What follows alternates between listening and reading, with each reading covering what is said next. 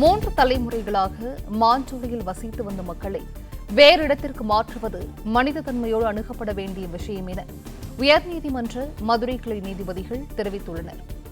அரசின் டான்டே நிர்வாகம் தேயிலை தோட்டத்தை நடத்த முன்வர வேண்டும் அல்லது மறுவாழ்வு நடவடிக்கைகளை செய்ய வேண்டும் எனவும் நீதிபதிகள் தெரிவித்துள்ளனர்.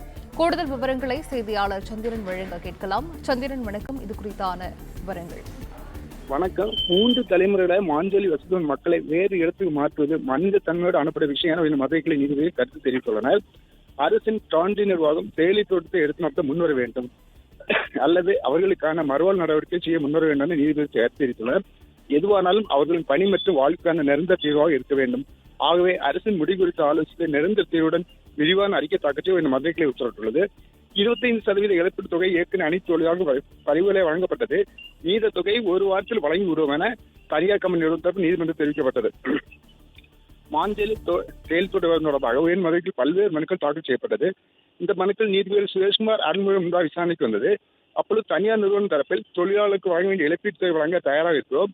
25% இழப்பீட்டு தொகை ஏற்கனவே வாங்கிவிட்டோம். மீதியுள்ள தொகை ஒரு வாரத்தில் வழங்கப்படும் என கூறினார்.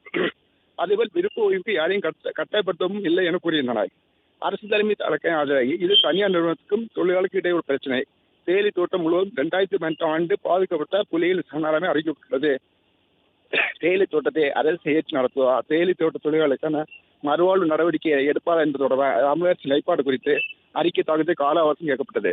இதைத் தொடர்ந்து வரும் 22ஆம் தேதி அறிக்கை தாக்கல் செய்ய உத்தரவிட்டு வழக்கு விசாரணையை ஒத்திவைத்துள்ளனர்.